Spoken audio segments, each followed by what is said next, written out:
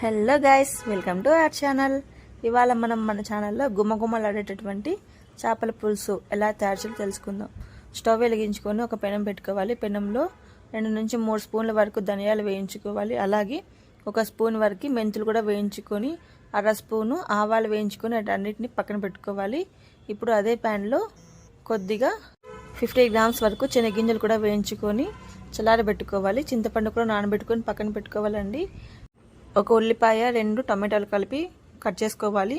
చేప ముక్కలు కూడా క్లీన్ చేసి పక్కన పెట్టుకోవాలండి. ఇప్పుడు స్టవ్ మీద గిన్నె పెట్టుకోవాలి. గిన్నెలో కొద్దిగా ఆయిల్ దండిగా వేసుకోండి.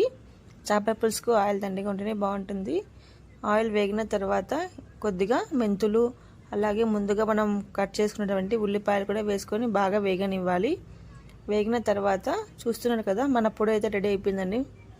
వేగిన తర్వాత ఇందులో కొద్దిగా కరివేపాకు కూడా వేసి బాగా వేయించుకోవాలి. వేగిన తర్వాత టమాటాలు కూడా వేసుకొని పచ్చివాసన పోయేంత వరకు 5 నిమిషాల పాటు బాగా మగ్గనివ్వాలండి.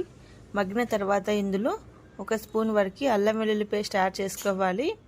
అల్లం వెల్లుల్లి పేస్ట్ వేసుకున్నాక పచ్చివాసన పోయాక ఇందులో మనం ముందుగా పొడి చేసి పెట్టుకున్నటువంటి ధనియాలు, శనగింజల పొడి అంతా వేసుకోవాలి. వేసుకుని 2 నిమిషాల పాటు బాగా వేగనివ్వాలి.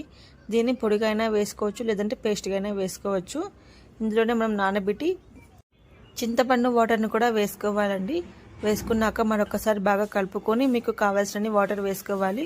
తర్వాత ఇందులో పసుపు, అలాగే కారం పొడి, తగినంత ఉప్పు కూడా వేసుకొని బాగా 10 నిమిషాల పాటు బాగా మరగనివ్వాలి. మరిగిన తర్వాత ఇందులో మనం క్లీన్ చేసి పెట్టుకున్నటువంటి చేప ముక్కలు కూడా వేసుకోవాలి. చేప ముక్కలు వేసుకున్నాక ఒకసారి బాగా కదుపుకోవాలండి. సరవని కదుపుకున్న తర్వాత మూత పెట్టి ఒక 5 నిమిషాల పాటు బాగా ఉడకనివ్వాలి. ఇప్పుడు ఉప్పు చెక్ చేసుకోండి.